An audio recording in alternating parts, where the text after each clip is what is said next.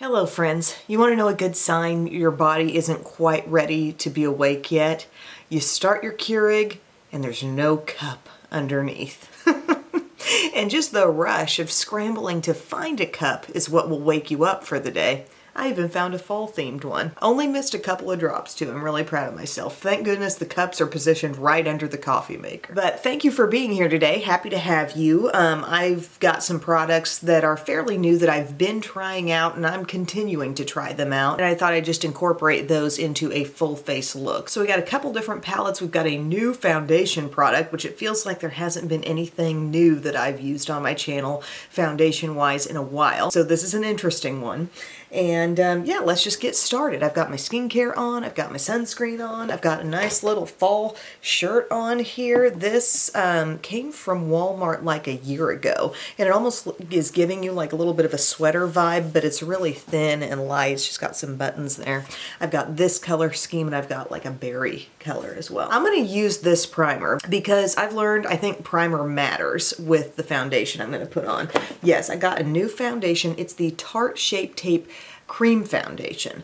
I saw it on QVC when I was stalking the It Cosmetics beauty book, trying to see, is there going to be a beauty book this year? Is it out yet? I know several of us are doing that. And they had this Tarte Shape Tape Cream Foundation. I'm like, what's that? I haven't seen that anywhere else. I don't think it's being sold anywhere else but QVC right now. So I got that in 22N Light Neutral, and I got this brush. Now, the first time I used it, I had a god-awful experience with it. It's the worst a foundation has ever looked on me, and I believe it was because of the primer. You gonna sneeze? My body's like, you're getting to the big part. I randomly that day put on the e.l.f. Mint Melt Primer, which is now in my trash can. I mean, that stuff is sticky as all get out, and I mean, it just... there was a clinging weirdness happening on my skin. And then the next day, I'm like, okay, I'm intrigued. We got a challenge here. Gonna have to work for this one. I used something much more moisturizing, and it did a lot better. I also worked with my application. I didn't just use the brush. I used the brush on like one half, sponge on the other half, and I really felt like both sides did fine. It was mostly about what primer I used. Today, I want to try an extra like glowy primer underneath and just see how much that shows through, because this does have some good coverage. So again, I got the Halo Glow, and it's in the shade, oh goodness, Fair Light 2, shade 2. It's been a long day. It's just after 5, but dang, y'all. This one gets the award for noisiest doe foot insertion and pulling it out too. It's like, it's one of those days, my friends. One of those days. You can just tell. All right, so I'm getting this all blended in. This looks beautiful on my skin when I blend it in. It's really glowy. Charlotte Tilbury Hollywood Flawless Filter, yes. L'Oreal Lumi Glotion. I feel like this might be even more shimmery than all those, though. Shimmer might be the wrong word because it doesn't seem like it's loaded with shimmer, but just look at all that glow. I just feel like the skin can use something of this caliber paired with this foundation. So packaging wise on this Tarte Shape Tape Cream Foundation, got the foundation, got the mirror, got a little sponge here that's actually super soft. Holy cow. It's so soft. It's not like soft because it's plush, like the softest rubbery sponge you've ever felt. Okay, still not using it.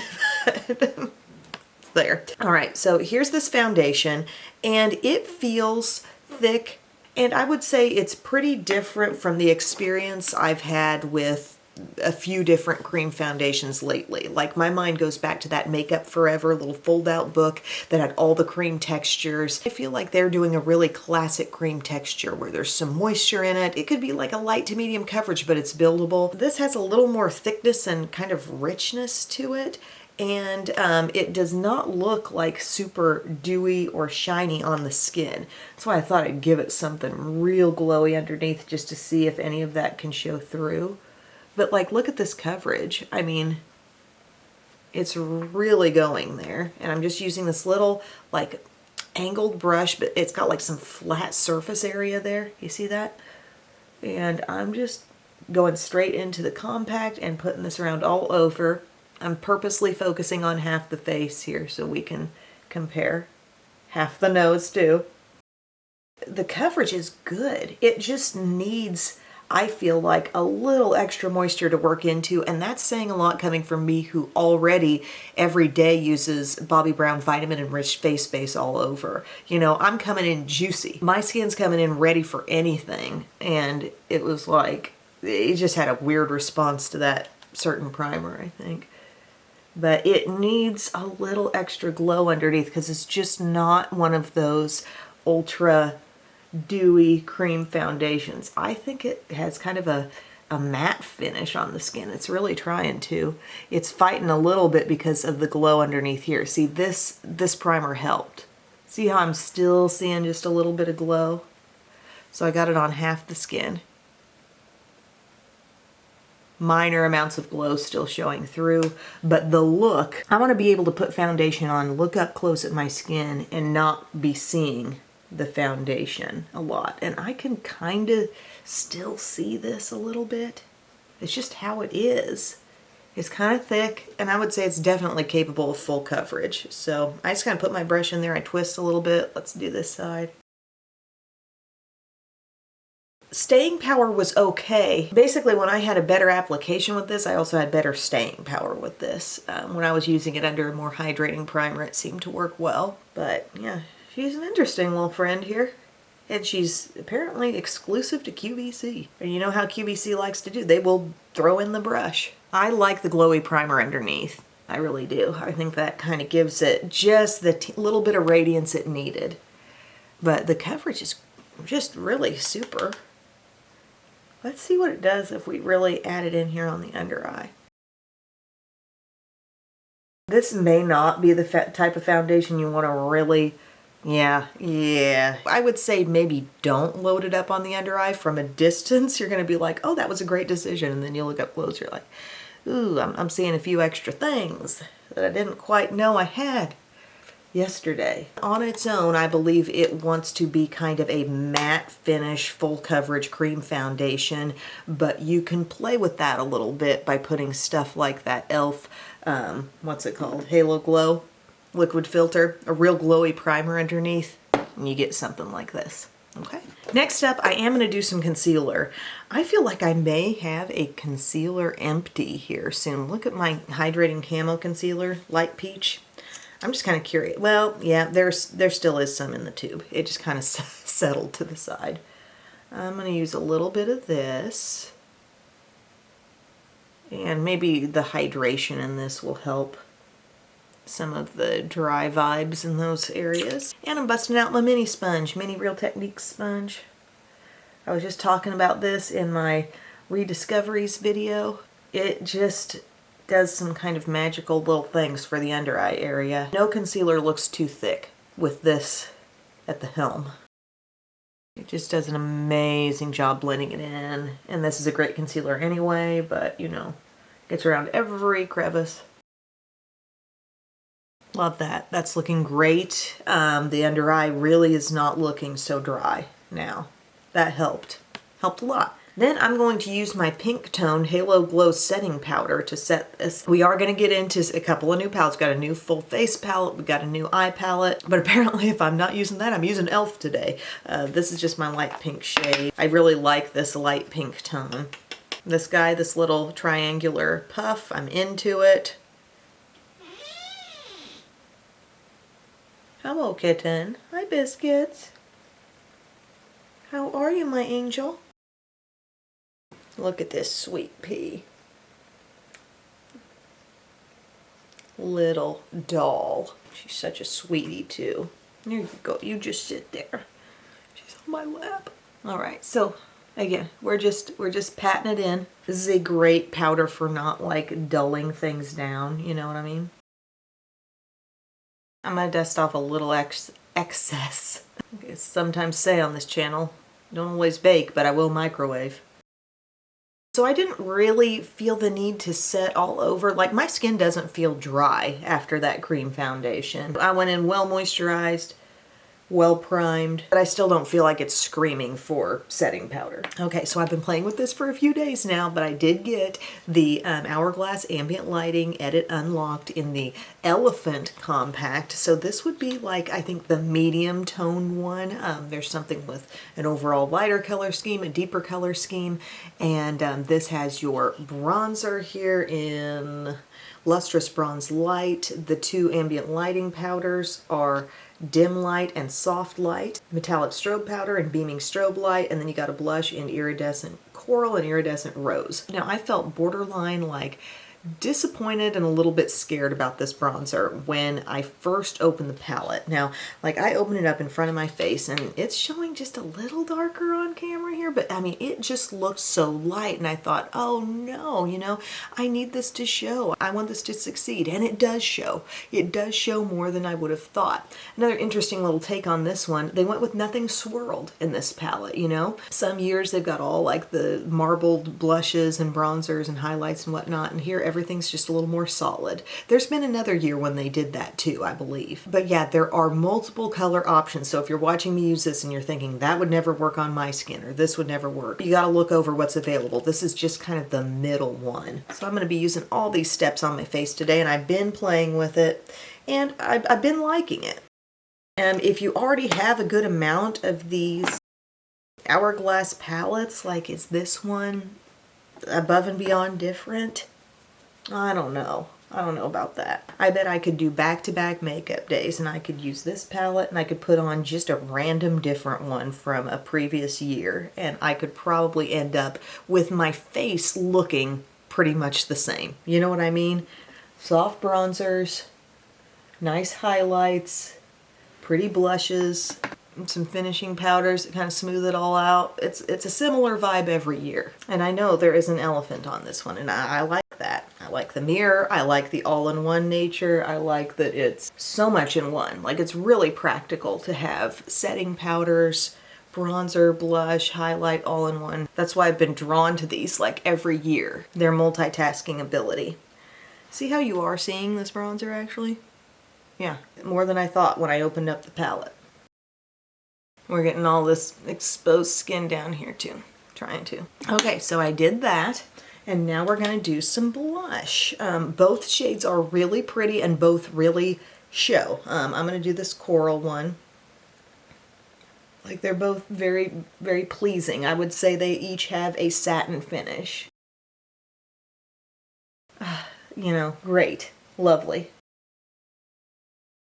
But does anybody know what I mean by these palettes? Like, they're good year after year, but it doesn't necessarily mean you'd have to buy them and keep buying them year after year. Like, this is the relevant one now, but I could hop straight back to the one from 2 years ago and still be completely pleased with my look. Okay, so there's that beautiful coral blush. We could pop on just a little bit of this too if we wanted to. It's just a little cooler, little more color punch. But one thing I love about these palettes is just how quickly they allow you to whip through the look. You know, now we're going into highlight. I really like the highlight. It's soft, but it's totally doing something. See that? Very enjoyable. Not maybe quite as bold as some highlights in other Hourglass palettes that I've used. And I'm feeling totally okay with that. Put it on, buff it through. It almost has a blurring kind of deal with it. I like it. And we're taking it up on the forehead and a little on the bow. I dig it. You could definitely use like this soft light to set the under eye. That's that one right there. You could use that as under eye setting powder. I just kind of went for something a little more like loose powder today, but you could set your whole face with that. You could go over your entire face with the dim light. Dim light is really pretty. Yesterday I just kind of went over the face with both. I just let both of those ambient lighting powders mix and they were very pretty together. Oh, and another thing I've done that I meant to tell you is that I mixed the highlighter with one of these up top, and that looked super pretty too. Just like put your brush into the highlight and then dab into one of those other powders, and the softness and the blurred quality is just extreme. I loved it. So there we are with that palette on. I really have no complaints. Just kind of finding myself wondering how many of these do I need, because the look really is kind of the same that I come away with. It's soft, it's a little bit blurred, it's soft bronzer, it's pretty blush, it's a subtle highlight. Am I a sucker for continuing to purchase a new one every year? It's like cars, you know, like this is the new model. It has an elephant on it. Did I need to upgrade? MAC Fix Plus. Love that smell. You know what would be great? Bath & Body Works collaborates with various makeup brands for wallflowers, you know, their home fragrance that brings in scents of certain beauty products. So like MAC Fix Plus, what are some other good ones? The Smell of a Benefit Blush, Chocolate Soleil Bronzer, yes. I know I'm forgetting a bunch right now, but don't you think this is a great concept? I'm going to do my brows, and I'm going to reach for something different. I've been reaching for my Kosas all the time. We're doing something else today. I pulled out my Wet n Wild Retractable Brow Pencil in Ash Brown. Yes, nice ash is coming out to play today. And first I'm just going to brush through these bad boys. They've been slept on hard. Okay, so this is a kind of large teardrop shape. She works well. She's not too dark. She fills them in quick. Doesn't lay down too much color at once, which is, I think, really important for me for these larger tipped brow things. Sometimes I get a little carried away, and my brows got some decent thickness to begin with, so I'm not always needing what every brow pencil has to offer. All right. Man, there are some old baby pictures popping up on my Alexa Echo Show thing. Like, are you trying to shop for Echo Show thing? Oh, no. Sorry. All right. Bye. Anyway, like it's set to randomly scroll through pictures in my library or whatever.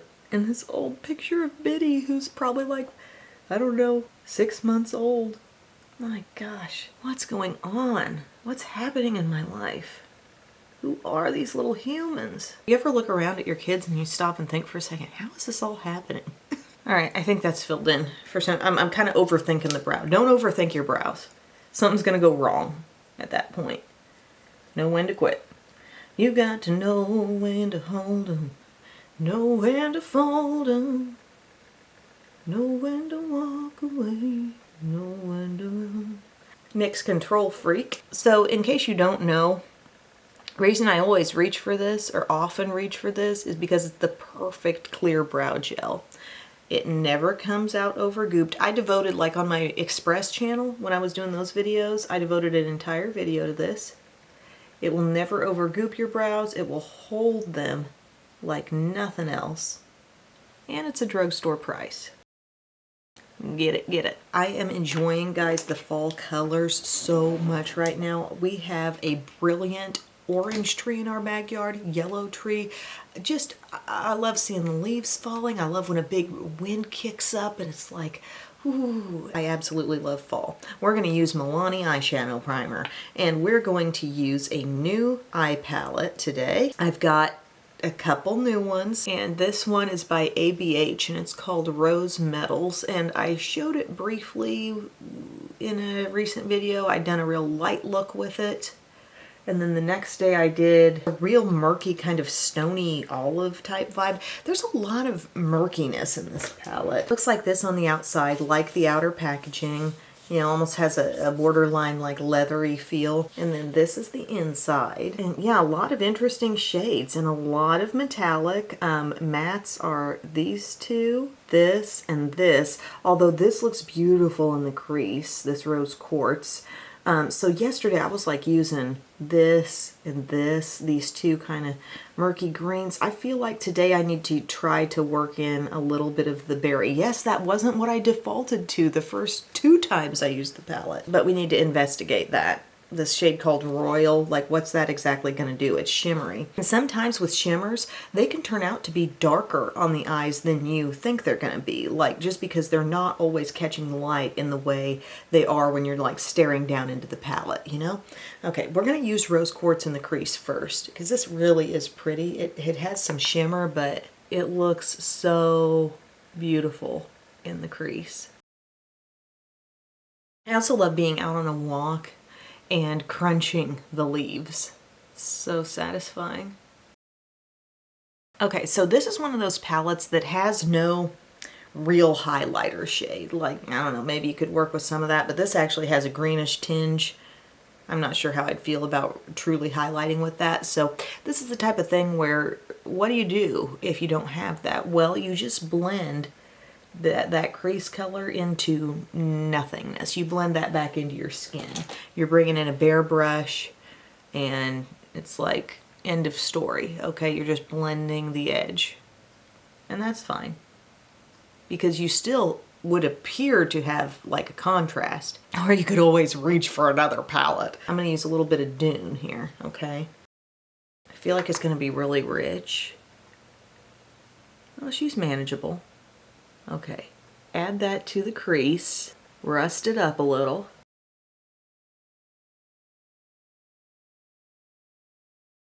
Okay, that's pretty. Now I want to work with some of this on the lid. A seemingly rich shade with shimmer. How dark will it actually be? Let's find out. I'm gonna go flat brush. Not all shimmer textures in this palette are like the same texture. Like, some are really metallic. This one has a more typical shimmery feel. All right, let's just apply it. That's pretty. I feel like this palette will definitely like kind of steer people away from their natural, barely there eye looks a little bit, because some of these shades there's a richness happening here. It's pretty. It can be applied effectively, I think, with patting or swiping. It really looks nice full on. Like, you can really see the color, true to what you see in the pan. I'm feeling like coming in with a smaller brush, a little more control. Same shade, Royal. Yeah, we're just working it up. Man, she's like kind of trampling over the previous crease color. That's okay. Oh. So I was watching this lady on TikTok, and she's the parent of a girl in college, and she was talking about how Parents' Weekend was just going to be this huge party affair. Like, she was pre-hydrating herself 2 days ahead of time, and she's talking about all this stuff she needs to bring to make sure she can get through it all, because it's just going to be a wild party. Was Parents' Weekend like that for you guys? Like, or is this a new thing that parents really get in there and like go to the frat houses and go crazy? Because for me, Parents' Weekend was like, well, I was cheering at the football game, so they'd come see me at the football game, and they pretty much came to all the football games. And then we went out to Pizza Hut after, maybe swung through Shopko for a few essentials. But I didn't feel like the parents were like attending parties. That stuff wasn't even getting going till like 10, 11 o'clock at night, you know. How did I live that way? All right, so I've really blended out that shade. Pretty opaque on the lid, and then just blended it up big time. So far, my feeling about this palette is it's deceptively dark. It's even richer than it might appear, just because you're seeing the shimmer, you're seeing light catching some of these shimmers, but there's so much darkness here. What do we want to do on the lid? I want to use some of this Rose Fire shade because I haven't used it yet. Really like bronzy shade. Bring it on in. Oh my gosh. Super metallic. Okay. You earned it. You can have that whole space. Mamacita. That's a fun combo. Kitten, what are you doing over there? The partying probably started before 11. Like, there was pre-partying, and then there was the possible going out or staying on campus, you know. There were layers to the night. That is stunning. I'm really, really like enjoying the pairing of those two shades. I see if there's any fallout. Hardly any, which is great, because Remember how guilty the ABH palettes used to be of creating so much fallout? Still really good pigmentation, but hardly any fallout. Now, I was tapping off some excess on a few of those. I don't know if you saw that. What's Parents' Weekend going to be like by the time my kids are in college? I'm going to take a little bit of Heavenly. It really does show up. Oh my... Kitten. No. No. Yikes. There are some places kittens just don't have to be, okay? That's one of them. Can you see that? Like, I'm putting it there, but I don't know if the camera's acknowledging. This is the rhythm of the night. I think I'll just use a shadow from the palette on the lower lash line. I know this one called Element is pretty, a really like standard texture shimmer.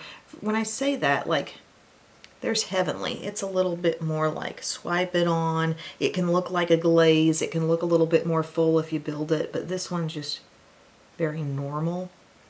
I will tap off the excess. Kind of like brownish shimmer is what I'm putting down here right now. I would say I find this palette very intriguing. If you like some kind of murky dark looks and playing with some textures where it's shimmer, but it's some deep shimmer potentially. It's some rich shimmer. I really have liked the looks that I've done. This Sun Rose shade is nice. It's kind of a nice one to blend out of something with. In fact, I might use some of that with my little white wispy E36. It's got like that hint of shimmer fleck in it, just barely. I still call this matte, the way it performs. But you could get a little bit of that and just kind of let it ride on the outside. Haven't used a lot of Nova. Even though I did a greenish look, I was using a lot of this. You know, that's an interesting one, and that. You have olive looks in here. You have berry. You have bronze. Got a really nice dark brown to help anchor some things. Cool. I'm going to use a Persona liner because I'm just loving these. I'm wanting to use these all the time. I'm going to use brown. They're just so buttery and smooth and fresh. Uh-oh, little fallout. Catch it while you can. And do you have a Real Techniques setting brush that's new that you just reserve for fallout situations? Yes.